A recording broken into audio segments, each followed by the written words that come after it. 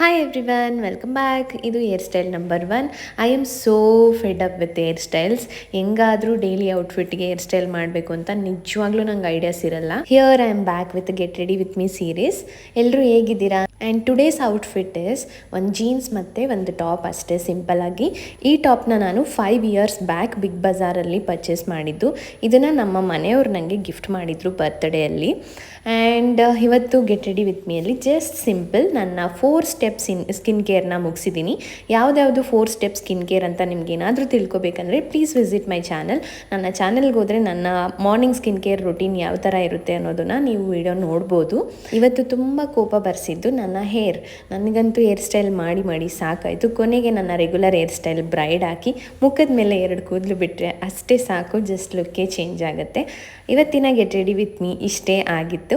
So ಯಾರೆಲ್ಲ video ನೋಡಿದ್ರಿ ಅವರಿಗೆಲ್ಲ ತುಂಬ ಥ್ಯಾಂಕ್ಸ್.